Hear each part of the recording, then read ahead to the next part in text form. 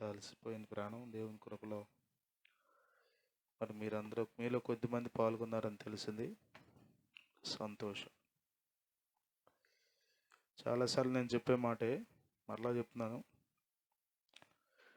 చదువులో కూడా చదివే వాళ్ళే చదువుతారు, చదవని వాళ్ళు చదవకుండా అట్లాగే ఉండిపోతారు మొండిగా. భక్తులు కూడా అంతే, చేసేవాళ్ళే ఇంకా ఇంకా భక్తి చేసుకుంటూ వెళ్తారు. చదవనోడు ఇంకా చదివేవాడు చూశాడు అనుకోండి, వాడు చదువు గుండె సున్నా అయిపోద్ది. చదవలేడు ఇక, నేను బాగా చదువుతున్నా అనే ఒక రకమైన ఫీలింగ్ వస్తుంది. కాబట్టి మనం అందుకనే బైబిల్ రాయబడింది, విశ్వాసమునకు కర్తయు దానిని కొనసాగించువాడైన యేసు వైపు చూచుచు అన్నాడు. కాబట్టి మనం దేవుని వైపు చూస్తూ ముందుకు సాగిపోవడం మనకు మంచిది. హల్లెలూయా, హల్లెలూయా.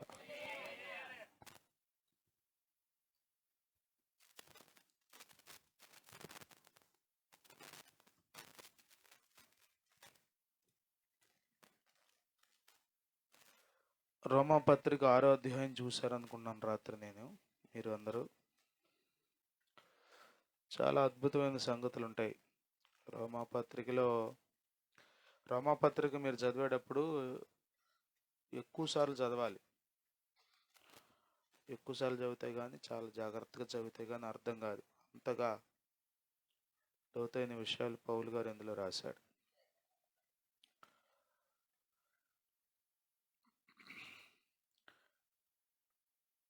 పాపం ఎక్కడ విస్తరిస్తుందో కృప అక్కడ విస్తరిస్తుంది అని 5వ అధ్యాయాన్ని ముగించి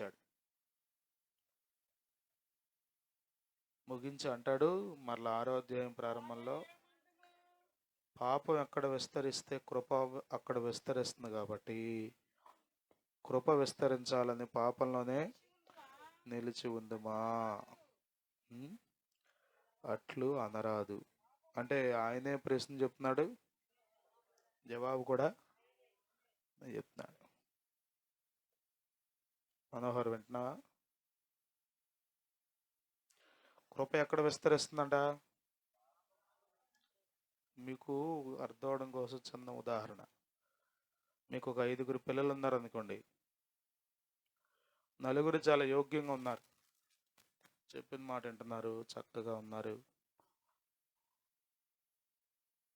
ఒక్కడు మాత్రం బాగా ఇసుగిస్తున్నాడు, చెప్పింది కాకుండా చెప్పందే చేస్తున్నాడు, వద్దన్నదే చేస్తున్నాడు, కాదన్నదే చేస్తున్నాడు, వెళ్ళకూడని చోటుకే వెళ్తున్నాడు. ఇక అంతా ఎదురు మతంలాగా తిరుగుతున్నాడు. ఈ 5గురిలో ఎవరి పట్ల మీరు జాలి పడతారు? ఎవరి పట్ల? మాట ఇంకా ఇంకా ఇంకా ఇంకా మనం కృప అంటాం దాన్ని.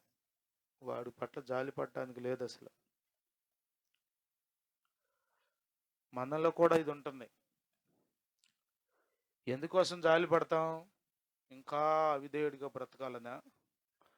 ఇంకా లోకంలో ఎదురు తిరుగుతూ భ్రష్టుడైపోవాలనా?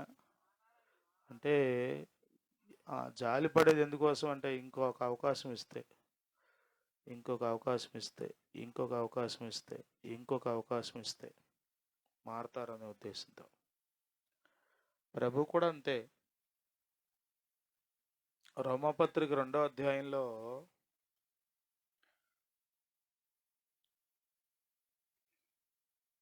4వ వచనంలో అంటాడు, దేవుని అనుగ్రహము మారు మనస్సు పొందుటకు నిన్ను ప్రేరేపించుచున్నదని ఎరుగక ఆయన అనుగ్రహ ఐశ్వర్యమును, సహనమును, దీర్ఘశాంతమును తృణీకరించుదువా? నీ కాఠిన్యమును మార్పు పొందని నీ హృదయమును అనుసరించి ఉగ్రత దినమందు అనగా దేవుని న్యాయమైన తీర్పు బయలుపరచబడు దినమందు నీకు నీవే ఉగ్రతను సమకూర్చుకొనుచున్నావు. దీర్ఘశాంతం, సహనం ఎందుకోసం అంటే ఇంకా మారు మనస్సు పొందుతావని, పాపాన్ని విడిచిపెడతా. చాలామంది అనుకుంటారు, చూసావా ఏ అలవాటు లేదంటే పుస్తకమంది పోయాడమ్మాడు, చూడు నేను బీడీలు తాగుతున్నా, సుట్టలు తాగుతున్నా, సిగరెట్లు తాగుతున్నా, కళ్ళు తాగుతున్నా, ఏ దొరికితే తాగుతున్నా, ఏ పొట్లం కనబడితే ఆ పొట్లం తిన్నా, నేను చూడు ఎట్లా ఉన్నా రాయిలాగా అనుకుంటారు చాలామంది. అవివేకం. అసలు ఆడికి ఏ అలవాటు లేదు, చూడు ఎట్టపోయాడు ఊరకపోయాడమ్మా, చూసావా అనుకుంటారు. దాని వెనకాల ఉన్న సూత్రం ఏంటి? పాపం విస్తరించింది కాబట్టి అక్కడ ఏం విస్తరించింది? కృప విస్తరించింది. ఎందుకు విస్తరించింది? ఇంకా పాపం చేయడానికి కాదు సుమా, ఇంకా పాపంలోనే కొనసాగడానికి కాదు, మారు మనస్సు పొందడానికి కృప. దేవుని స్తోత్రం. హల్లెలూయా, హల్లెలూయా.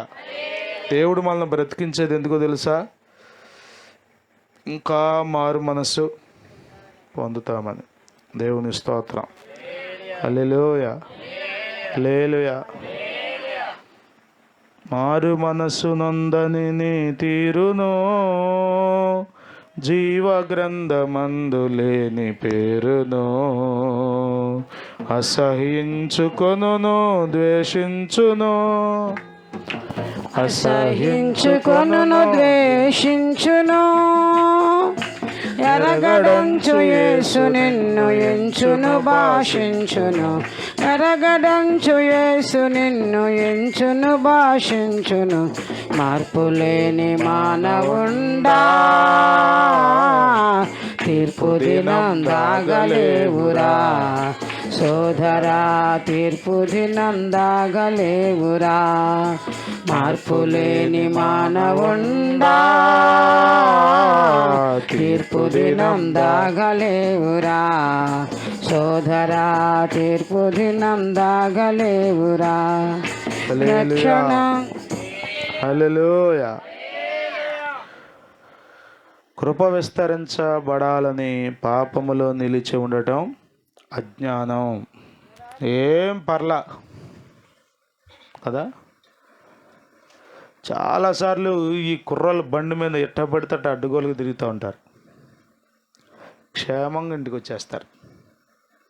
జాగ్రత్తగా 20 మీద 30 మీద బండి తోలేవాడు గబుక్కొని పడతాడు, చూసే ఉంటారు మీరు. ఎర్రవీగుతో తోలేవాడు ఏమనుకుంటాడు? ఆడి మొహం ఆడి బూడిద, ఆడికి డ్రైవింగ్ రాదు, నాకు బాగా వచ్చా అనుకుంటా పోజు కొడతాడు. కారణం వాడికి తెలియదు. వాడు క్షేమంగా ఇంటికి వచ్చాడంటే కారణం ఏంటి? తెలివా? వాడు లెక్కలేనితనంగా బ్రతుకుతున్నా ప్రభు ఇంకా ఏం చేస్తున్నాడు? కృప. స్తోత్రం. హల్లెలూయా. కృప అనే పదాన్ని మీరు ఎన్నిసార్లు పలుకుతారో రోజు నాకు తెలియదు, మీ ఇష్టం. యెహోవా దయాళుడు, ఆయనకే కృతజ్ఞత, స్తుతి చెల్లించుడి, కృతజ్ఞత చెల్లించుడి, స్తుతులను చెల్లించుడి. కృప, కృప.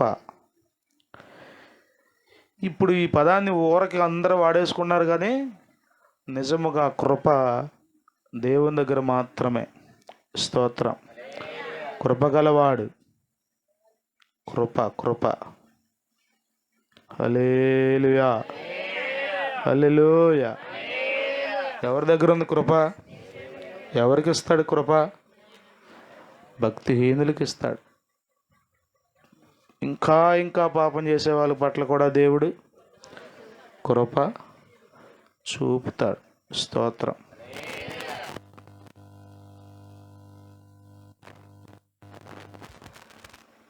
కృప, కృప. హల్లెలూయా, హల్లెలూయా, హల్లెలూయా, హల్లెలూయా. కృప. నీ దయగల కను సైగలే ధైర్యపరచినవి అందున యేసన్న గారు. దయ, దయ, కృప. ఎందుకు కృప చూపుతున్నాడు? ఇంకా చెలరేగుతావని కాదు కదా. కొన్నిసార్లు ఆశ్చర్యం అనిపిస్తుంది కదా. ఆశ్చర్యం అనిపిస్తుంది. ఎన్నోసార్లు నేను అనుకున్నా కవిత భర్త నాగరాజు గురించి. కేవలం కృపే. ఎంతోమంది దేవుని పనిలో మాట్లాడి ఎదురు చెప్పిన వాళ్ళ సంగతే అక్కడ పెట్టి నొక్కేసిన సందర్భాలు ఉన్నాయి. దేవుడు నేను కల్లారా చూసా. ఎన్నోసార్లు చర్చికి వస్తాడు, మీటింగ్కి వస్తాడు, భార్య ఎంతో యోగ్యంగా ఉంటుంది, కానీ ఊరకే మాట్లాడతాడు. ఊరకే ఎట్లా పడితే అట్లా మాట్లాడేస్తాడు. కానీ ఆశ్చర్యం, నేను మొన్న ఆటోలో కూర్చుని అదే అనుకున్నా. అన్న చనిపోయాడు, తమ్ముడు చనిపోయాడు, తండ్రి చనిపోయాడు, కుటుంబం అంతా పెద్ద ఏమి ఆశీర్వాదకరంగా లేదు. 3 కొడుకుల్లో ఒకడే బతుకున్నాడు. ఎందుకోసం అంటే ఇంకా తాగి తన్నాలాడతాక. కేవలం కృపే, కృపే, కృపే. హల్లెలూయా. నీ కృప తప్ప వేరొకటి లేదయా, నీ మనసులో నేనుంటే చాలయా. బహుకాలముగా నేనున్న స్థితిలో నీ కృప నా ఎడా చాలునంటివే. నీ కృప తప్ప వేరొకటి లేదయా, నీ మనసులో నేనుంటే చాలయా. బహుకాలముగా నేనున్న స్థితిలో నీ కృప నా ఎడా చాలునంటివే. నీ అరచేతిలో నన్ను చెక్కుకుంటివి, నాకేమి కొదువా. ఈ స్తుతి గణమలు నీకే చెల్లించెదను జీవితాంతము. హల్లెలూయా, హల్లెలూయా. చాలాసార్లు మందిరానికి వస్తూ అవిధేయులుగా జీవించేవాళ్ళు, మందిరానికి వస్తూ అక్రమంగా బ్రతికేవాళ్ళు, మందిరానికి వస్తూ అస్సలు ఏమాత్రం దైవ భయం లేకుండా బ్రతికే వాళ్ళు లోకంలో లేరా? ఇంకా ఏంటో తెలుసా, వాడు అభివృద్ధి చెందడం కనబడద్దు, మనకి ఆశీర్వదించబడడం కనబడద్ది, మేలులు పొందడం కనబడద్ది, ఆరోగ్యంగా ఉండడం కనబడద్ది. ఇవన్నీ చూసినప్పుడు మనకు భయం వేస్తుంది. అసలు ఏంటి, నేనేమో జాగ్రత్తగా కాపాడుకున్నాను, నా భక్తి చేసుకున్నాను, నా బతికేం ఎట్ట తగలడిపోయింది అని మనం బుర్ర జడగొట్టుకుంటాం. యేసు రక్తమే జయం. ఎందుకు ఇంకా పాపం చేస్తున్నా? బ్రతుకున్నాడు, క్షేమంగా ఉన్నాడు అంటే కేవలం కృప విస్తరించింది అక్కడ. దేవుని స్తోత్రం. హల్లెలూయా, హల్లెలూయా, హల్లెలూయా. ఎందుకు విస్తరించింది? ఇంకా లెక్కలేనట్టుగా బ్రతకమనా, ఇంకా అవిధేయుడిగా జీవించమనా, ఇంకా దేవునికి అసహ్యమైన కార్యాలు చేస్తూ బ్రతకమనా? అందుకోసమేనా కృప విస్తరించేది? చెప్పండి. బూతులు మాట్లాడుతున్నా ఎందుకు బతుకుతున్నావు? రక్షించబడి అక్రమ జీవితం నువ్వు కలిగి ఉన్నా ఎందుకు రక్షణ పొంది మందిరానికి వస్తూ కూడా బ్రతుకున్నావంటే, నువ్వు పాపంలో చనిపోతే నరకానికి పోతావు. అది దేవునికి ఇష్టం లేదు. దుష్టుడు తన దుష్టత్వంలో మరణించుటను బట్టి ఆనందించు దేవుడను కాను అన్నాడు దేవుడు. దేవుని స్తోత్రం. హల్లెలూయా.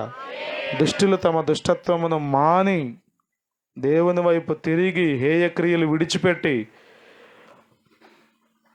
నీతిని సంపాదించుకుని బ్రతికితే అది నాకు ఇష్టం అన్నాడు. కాబట్టి దేవుడు కృప చూపుతున్నాడు. దేవుని స్తోత్రం. హల్లెలూయా, హల్లెలూయా. మన కోపం వస్తే ఏమంటాం, రే నాకు గనక కోపం వచ్చిందంటేనా అని చాలా పెద్ద పదాలు వాడతాం ఒక్కొక్కసారి మనం కదా, చాలా పెద్ద పదాలు వాడేస్తాం. మరి దేవునికి రాదనుకున్నారా కోపం? వస్తుంది. అయినా కానీ ఏం చేస్తున్నాడు తెలుసా? కృప. కృప. విలాపవాక్యముల గ్రంథంలో రాయబడింది. విలాపవాక్యముల గ్రంథం 3వ అధ్యాయం 23వ వచనం. 22 కూడా చదువుతావా? యెహోవా కృపగలవాడు. అందరూ ఈ మాట చెప్పండి. యెహోవా కృపగలవాడు. యెహోవా కృపగలవాడు. మరి నీరసంగా చెప్పమండి. యెహోవా కృపగలవాడు. ఏం గలవాడు? కృప. ఆయన వాత్సల్యత ఎడతెగక నిలుచున్నది గనుక మనము నిర్మూలము కాకుండా. ఎందుకు నిర్మూలం అట్లా?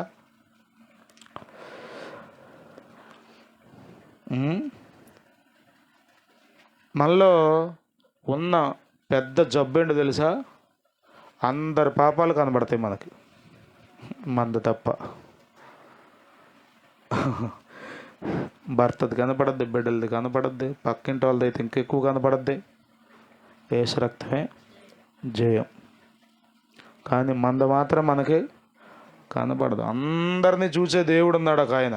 హృదయ అంతరంగములు పరిశోధించేవాడు, మనస్సును ఎరిగిన మహనీయుడు ఆయన. కానీ ఆయనకు మాత్రం కదా 130వ కీర్తన 2వ వచనంలో ఏం చదువుతాం మనం? ప్రభువా నీవు దోషములను కనిపెట్టి చూచిన ఎడల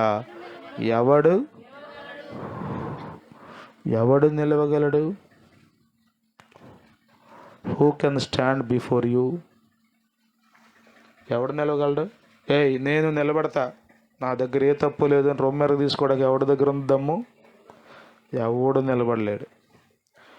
కృప తప్ప వేరొకటి లేదు. ఎందుకు ఈ కృప అంటే? ఇంకా పాపంలో బ్రతకడానికి కాదు, కృపను ఆధారం చేసుకుని పాపం చేయకూడదు. బైబిల్లో ఈ పదాలు ఉన్నాయి. ఏం పదాలంటే మీకు చూపిస్తాను చూడండి. యోధా పత్రిక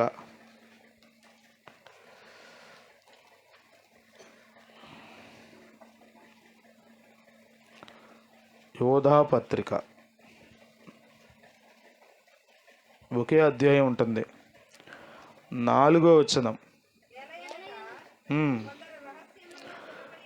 కొందరు రహస్యముగా జ్వరబడ్డారు, వారు భక్తిహీనులై మన దేవుని కృపను కామాతురత్వమునకు దుర్వినియోగపరచుచు మన అద్వితీయ నాథుడును ప్రభువైన యేసుక్రీస్తును విసర్జించుచున్నారు. ఈ తీర్పు పొందుటకు వారు పూర్వమందే సూచింపబడినవారు. చూడండి, ఇక్కడ దేవుని కృపను దుర్వినియోగపరిచేస్తున్నారు. కృపను ఏం చేస్తున్నారు వీళ్ళు? దుర్వినియోగం, మిస్యూజింగ్. కృప ఉంది కదా అని ఏం చేస్తున్నారంట? కామాతురత్వానికి. మన వాళ్ళు ఈ సామెత సంస్కృత కామాతురానం నా భయం నా లజ్జ అన్నారు. ఈ కామంతో బ్రతికేవాడికంట భయం ఉండదంట, సిగ్గు ఉండదంట. నా భయం నా లజ్జ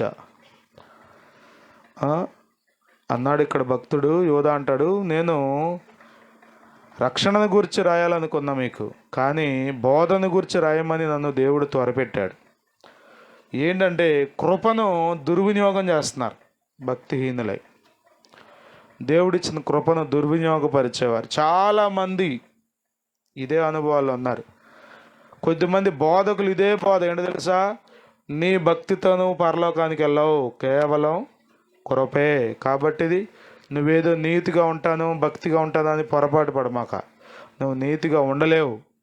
మనుషులు పాపులే, మనుషులు బలహీనలే, కాబట్టి కంగారేం పడమాక. నువ్వు పాపం చేసినా దేవుడు కృప చూపి నేను పరలోకానికి తీసుకెళ్తాడని వంకర బోధలు చేసేవాళ్ళు ఇప్పటికీ ఉన్నారు.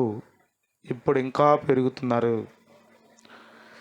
కృప నిన్ను పాపం చేయడానికి కాదు సుమా, నీవు పాపంలో నిలిచి ఉండడానికి కాదు సుమా.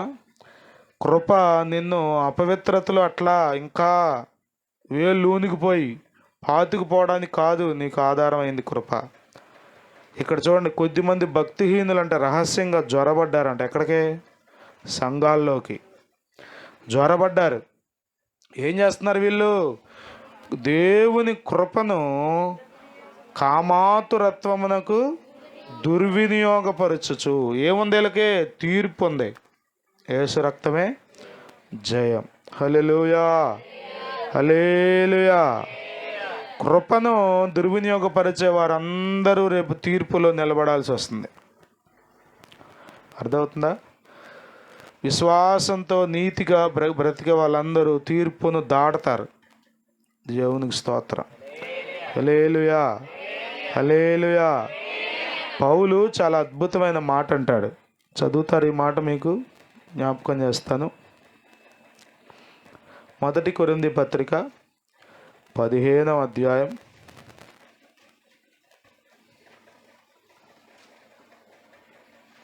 10వ వచనం. అయినను నేనేమై ఉన్నానో అది దేవుని కృప వలననే అయి ఉన్నాను, మరియు నాకు అనుగ్రహింపబడిన ఆయన కృప. అబ్బబ్బబ్బా, ఆ మాట మీరు అండర్లైన్ చేసుకోవాలి. కృప నిష్ఫలము కాలేదు. చెప్పండి నాతో పాటు మాట. కృప నిష్ఫలము కాలేదు.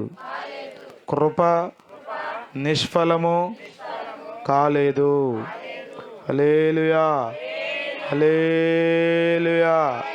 తనని గూర్చి తాను ధైర్యంగా చెప్తున్నాడు ఆ మాట. ఆ పైనుంచి చదువుకుంటూ వస్తే ఎవరెవరికి యేసు ప్రభు కనబడ్డారో, ఎవరెవరితో దేవుడు మాట్లాడాడో, ఎవరెవరితో దేవుడు సిలువలో మరణించి చనిపోయిన తర్వాత తిరిగి లేచిన తర్వాత మహిమ శరీరంతో ఎంతమందికి ప్రత్యక్షపరుచుకున్నాడో వాటన్నిటినీ వారందరినీ జ్ఞాపకం చేస్తూ సంఘానికి కడమట్టుగా, లేకపోతే చివరగా కదా, కొన్నిసార్లు చివరిలో ఒక పెంద పడద్ది. ఇక సీజన్ అయిపోయిన తర్వాత అకాలమందు పుట్టినట్టు కదా ఆ పదం వాడతాడు. ఏ కాలమందు? 8వ వచనంలో అకాలం. That is not the season. అర్థమవుతుందా? అర్థమవుతుందా మీకు? మామిడి పళ్ళు అయిపోతాయి, కానీ అయిపోయిన తర్వాత ఎక్కడో ఒక పెంద కనబడద్ది. పోర్ని ఇది భలేగుంది అనిపిస్తుంది. ముంచుకాయలన్నీ అయిపోతాయి, ఎక్కడో ఒక గెల కనిపిస్తుంది మనకి. ఇదేంటి ఇప్పుడు వచ్చినాయండి? అట్ట పుట్టాడంట ఎవరు? పౌలు గారు. అకాలమందు. స్తోత్రం, హల్లెలూయా. అట్లా పుట్టాడు. ఎట్లా పుట్టాడు? కృప ద్వారా పుట్టాడు. దేవుని దర్శనం ద్వారా కృపలోనికి నడిపించబడ్డాడు, రక్షణలోనికి నడిపించబడ్డాడు. అంటాడు తన గురించి తాను మాట్లాడుకుంటూ, కృప నిష్ఫలము కాలేదు. దేవునికి స్తోత్రం కలుగును గాక. హల్లెలూయా, హల్లెలూయా, హల్లెలూయా, హల్లెలూయా. కృప నిష్ఫలం అయిపోతే ఇంకేమని చెప్పండి? నీ కృప నాలో అత్యున్నతమై నీతో నన్ను అంటుకట్టెను. నీ కృప నాలో వ్యర్థము కాలేదు. నీ కృపా వాక్యమే ఏదైనా వేరు, ఏదైనా నాలో మొలవనివ్వలేదులే. నీ కృప నాలో వ్యర్థం కాలేదు. నీ కృపా వాక్యమే ఏదైనా వేరు, ఏదైనా నాలో మొలవనివ్వలేదులే. నీ కృప నాలో అత్యున్నతమై నీతో నన్ను అంటుకట్టెనే. నీ కృప నాలో అత్యున్నతమై నీతో నన్ను అంటుకట్టెనే. నా గీతారాధనలో యేసయ్యా నీ కృప ఆధారమే. నా వేదనలలో జనించెను నీ కృపాధరణ.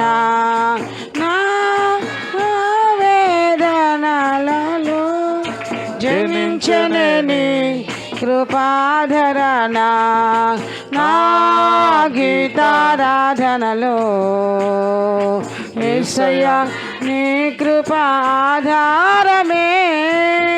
హల్లెలూయా హల్లెలూయా హల్లెలూయా హల్లెలూయా. కృప కృప కృపను పోగొట్టుకుంటే ఏముంది? ఇంకా కృపను కాలాలు అందుకుంటే ఏముంది చెప్పండి? కృపను పోగొట్టుకోకూడదు. హల్లెలూయా హల్లెలూయా.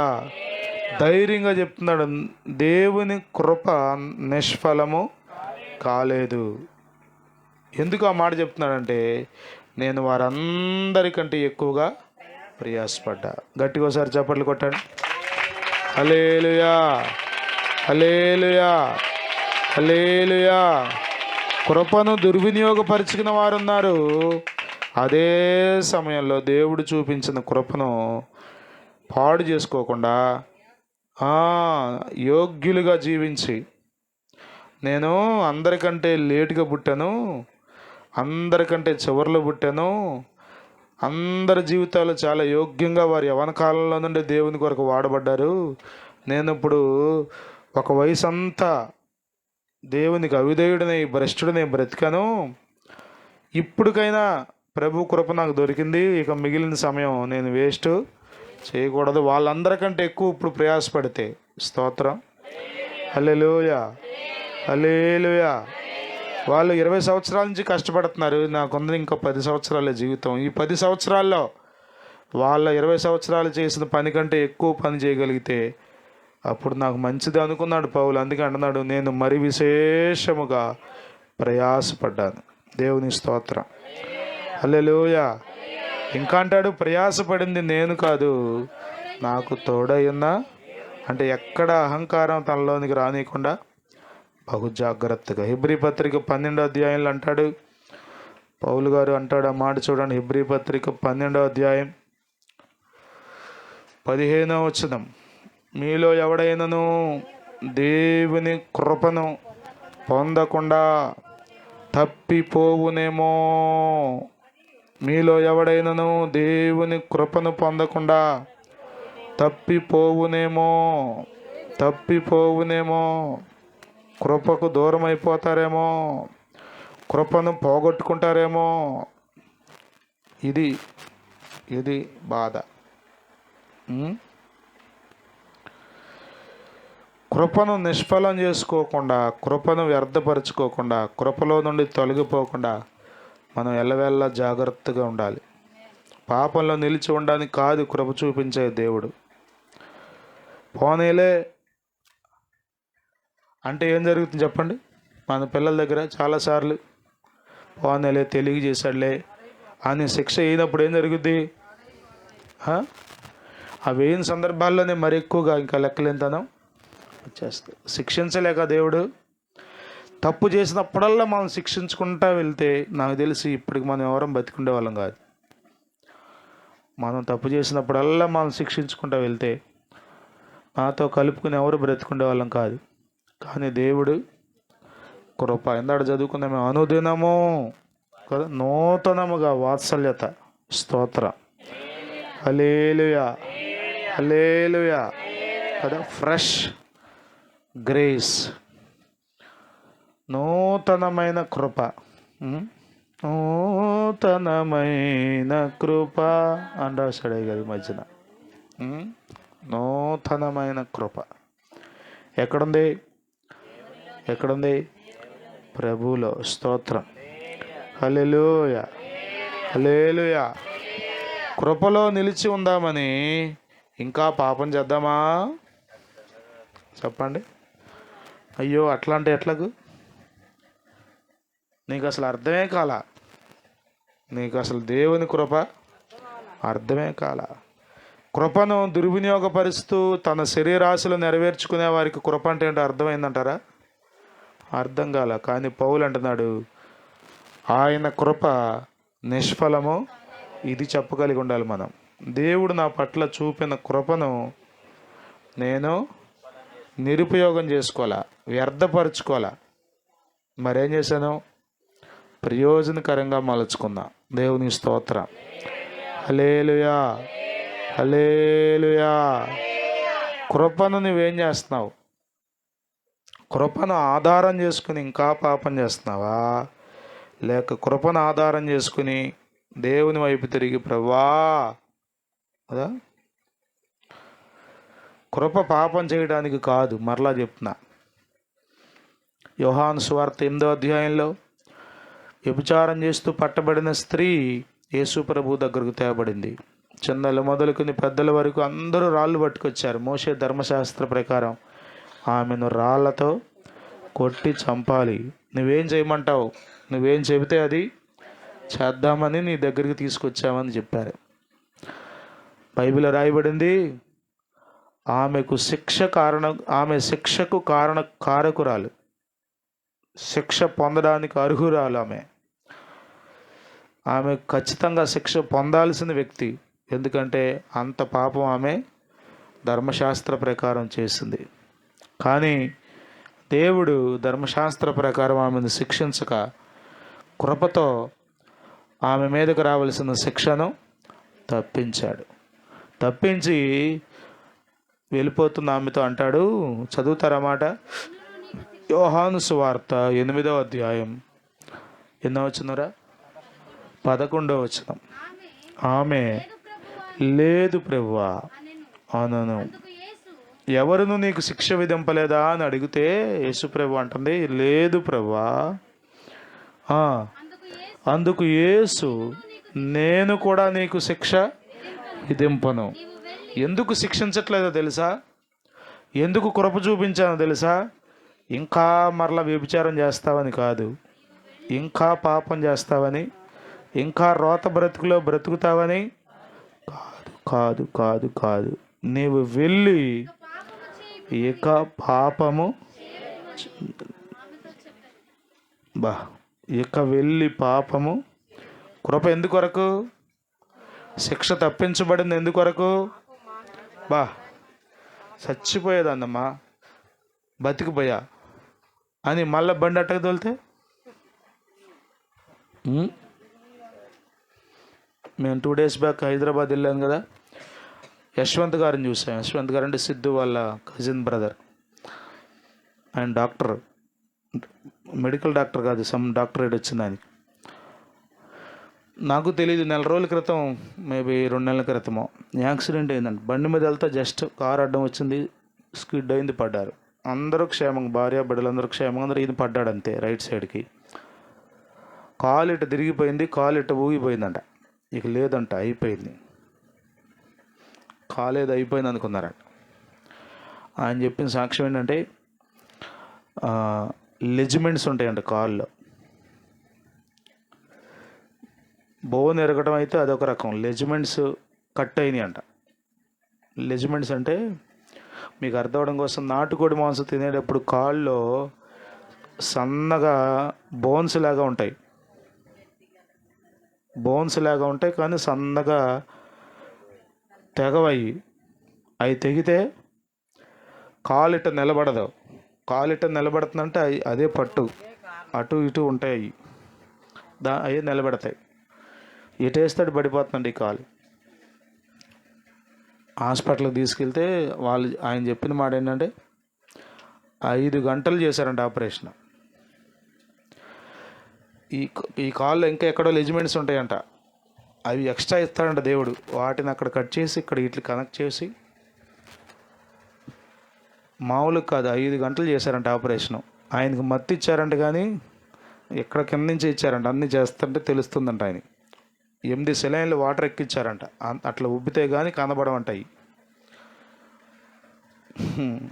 నాతో పాటు సంపత్ వచ్చాడు, అయ్యగారు మాతో పాటు. అమ్మో అమ్మో అని భయపడిపోతున్నాడు. యాక్సిడెంట్ అంటే కృప కదా బ్రతికిపోతున్నామంటే, రోజు బండి మీద తిరిగేస్తున్నామంటే సీనియారిటీ అనుకున్నారా, ఎక్స్పీరియన్స్ అనుకున్నారా, టాలెంట్ అనుకున్నారా? కృప కృప కృప కృప. నాకు అనిపించింది ప్రభువా నీకు స్తోత్రం, నీకు స్తోత్రం. పెద్ద యాక్సిడెంట్ కాదు అది. భార్యకి బిడ్డలకి ఎవరికి ఏం దెబ్బలు తగలలేదు. ఈయనకి కూడా ఒక చక్క రక్తం కూడా కారలేదు. కానీ లోపల కట్ అయిపోవాల్సినవన్నీ కట్ అయిపోయినాయి. నేనేం చెప్తున్నాను మీకు అర్థమవుతుందా? కృప ఎందుకు వరకో తెలుసా? ఇంకా అక్రమంగా బ్రతకడానికి కాదు.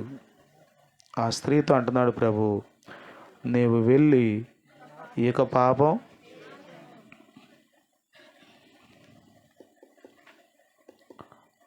పాపం చేయి మాకు. పౌలు అదే అంటున్నాడు, కృప విస్తరించాలని పాపంలో నిలిచుందామా? అట్లు అనరాదు.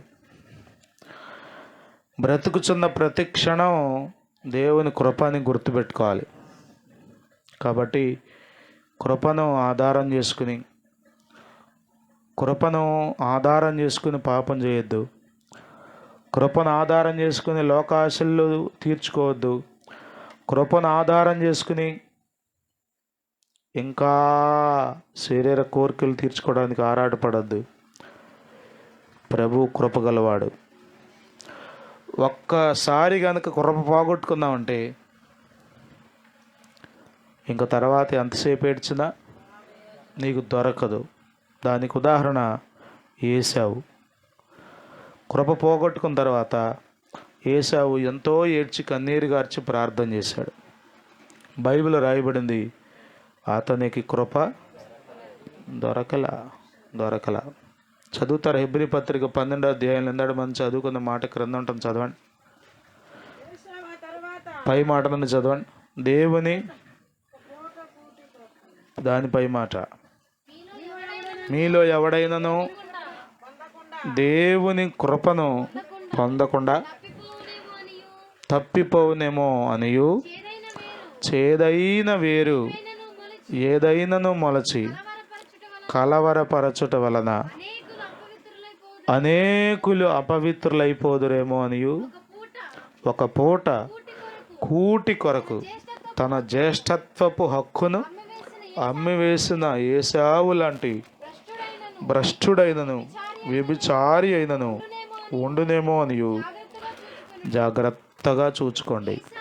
ఏశావు ఆ తరువాత ఆశీర్వాదము పొందగోరి కన్నీళ్లు విడిచుచు దానికోసరము శ్రద్ధతో వెదికాడు, కానీ మారు మనస్సు పొంద అవకాశము దొరకక విసర్జింపబడినని మీరు ఎరుగుదురు. తెలుసుగా మనకి. ఎంతో ఏడ్చాడండి ఏశావు గుండెలు బాదుకుంటూ, కానీ కృప దొరకలా. ఒక్క పూట కోటికి చిన్న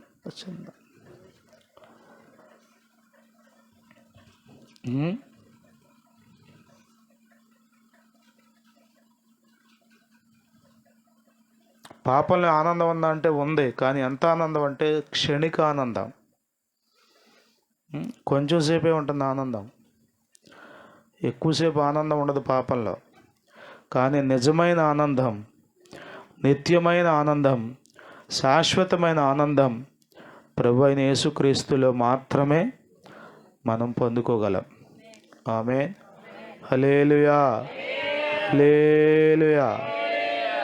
ప్రియమైన వాళ్ళరా, పాపంలో నిలిచి ఉండొద్దు.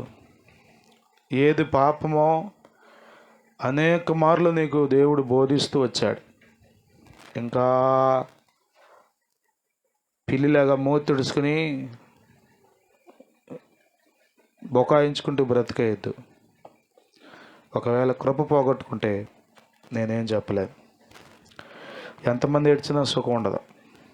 ఈరోజు నేను ఎస్తేర్ అక్కను పలకరించడానికి ప్రార్థన చేయడానికి వెళ్ళాను. ఆమెతో మాట్లాడినంతసేపు నాకు ధైర్యం వచ్చింది. నేనేమి ఆమెకు ధైర్యం చెప్పను?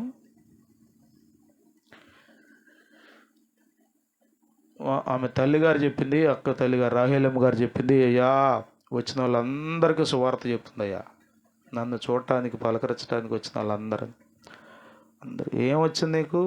యేసు ప్రభు నమ్ముకున్నావుగా, ఈ భయంకరమైన పరిస్థితి ఎట్టా వచ్చింది నీకు? అట్లా అనమాకమ్మా. ఆయన మంచి దేవుడు, ఆయన గొప్ప దేవుడు. ఆయన చేతులు గాయం పెడతాయి, ఆయన చేతులే గాయాలు కడతాయి అంటదంట.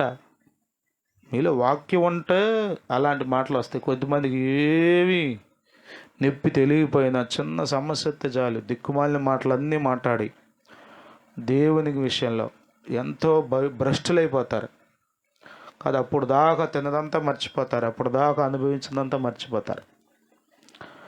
నాకు తెలిసి ఎస్తేరమ్మ గారు దేవుని దగ్గరికి వచ్చి బావుకుని తినదేమీ లేదు, కానీ అద్భుతంగా ఆత్మీయ జీవితాన్ని కట్టుకుంది, పరిశుద్ధాత్మలో ఆనందించింది, దేవుని సన్నిధిలో ప్రహర్షించింది.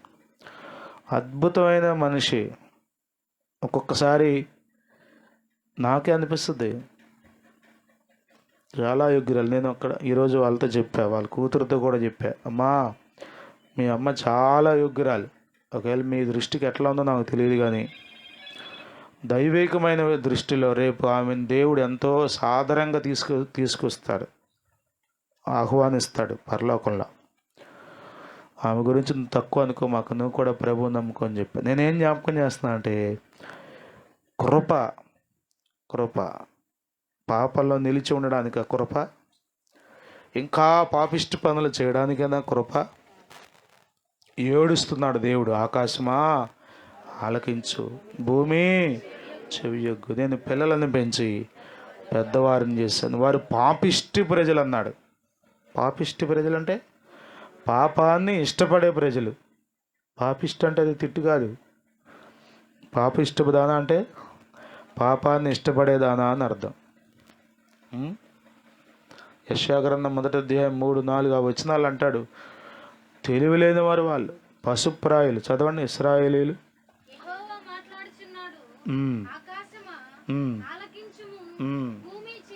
భూమి చెవియొగ్గుము, నేను పిల్లలను పెంచి గొప్పవారినిగా చేశాను. బైబిల్ పుస్తకం అన్నీ మూసేసావా? Very good. వారు నా మీద తిరగబడ్డారు. ఎద్దు తన కామందును ఎరుగును, గాడిద తన సొంతవాని దొడ్డి తెలుసుకుందాం. ఇశ్రాయేలుకు కానీ వాళ్ళు ఏమనుకున్నారు? మా అంత తెలివైనడు ఎవడో, అది వాళ్ళ ఉద్దేశం. ఇంకా అంటాడు, యోచింపరు బా ఏ జనమా అంటే పాపాన్ని ఎన్నాళ్ళు దేవుని ఆశీర్వాదాలు అనుభవించిన, ఎంత కృప దొరికినా ఇంకా ఏమి ఇష్టపడుతున్నారు? పాపమే పాపమే పాపమే. అసలు మనకున్న బుద్ధి ఏంటో తెలుసా? స్వీట్లు తినమన్నప్పుడు తినాం. డాక్టర్ గారు ఎప్పుడైతే వద్దంటాడో ఇక ఆ రోజు నుంచి ఏమి ఇష్టం వస్తుంది మనకి? కొంచెం తింటానే. మరి రోజు తినమన్నా కదరా, నేను లడ్డూలు ముందెట్ట అరిసెలు ముందు పెట్టా, తినమన్నాను, తినలేదు. ఇప్పుడేంటారు వద్దంటే? ఇదేంటిది? ఇది ఈ శరీరం కొన్న జబ్బు. ఇది ఈ శరీరాన్ని వదిలిపెట్టేంతవరకు ఈ జబ్బు పోదు. అందుకని దీన్ని మనం జయించాలి. హల్లెలూయా, హల్లెలూయా. నీ మహిమను ధరించిన పరిశుద్ధులు. ఎక్కడ మహిమను ధరించిన వాళ్ళు ఎక్కడ ఉంటారు? అక్కడ ధరించేంత వరకు మనం దీంతో పోరాడాలి. ఏది వద్దంటే అది చేస్తుంది. ఇది అర్థమవుతుందా? డాక్టర్ గారు కారం తినొద్దు అన్నారు అనుకోండి, మరే ఫాస్ట్ గారు ఏం చెబితే అది వద్దంటుంది. ఏమి చేయొద్దంటే అట్టా చెప్తాడు పాస్టర్, ఇవన్నీ మామూలు కానీ ఎగిరి గంతై అంటుంది, అంతే. యేసు రక్తమే దాన్ని పాపిష్టి జనమా అన్నాడు. కానీ ఇశ్రాయేలీలకి ఎంత కృపను చూపాడో దేవుడు, ఎంత కృపను చూపాడో. కానీ పాపాన్ని వారు విడిచిపెట్ల. ఏదో ఒక కార్నర్లో వారి మనసులో పాపం మీద భీతి, ప్రేమ అది పోలా. ప్రియమైన వాళ్ళరా, పాపం చాలా ప్రమాదకరమైంది.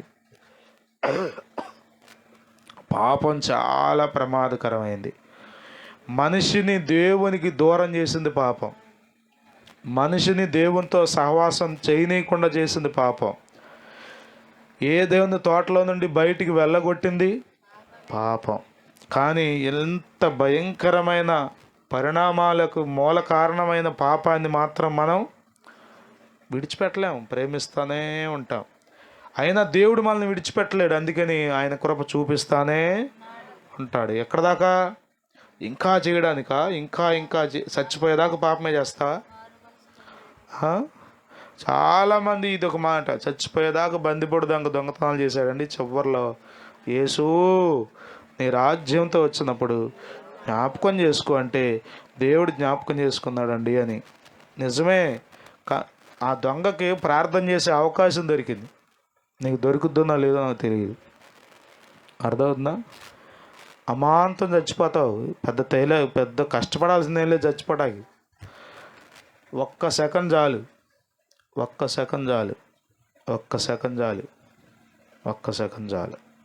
నీ ధనం నిన్ను రక్షించదు, నీ బలం నిన్ను రక్షించదు, నీ మంచితనం నిన్ను రక్షించదు, నీ చదువు, పేరు ప్రఖ్యాతులు, నీ అధికారం, నీ పదవి ఏది నిన్ను రక్షించదు.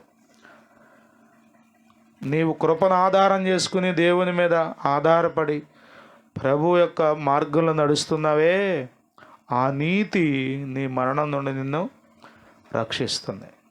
ప్రియమైన దేవుని బిడ్డలారా, కృప పాపం చేయడానికి కాదు, కానీ పాపాన్ని విడిచిపెట్టి, పాపాన్ని అసహించుకొని, పాపాన్ని జయించి దేవునితో సహవాసం చేయడానికి అవసరమైంది. కాబట్టి దేవుడు ఇంకా మన పట్ల కృప చూపుతున్నాడు. కృపను ఆధారం చేసుకుని పాపం చేస్తున్నావా?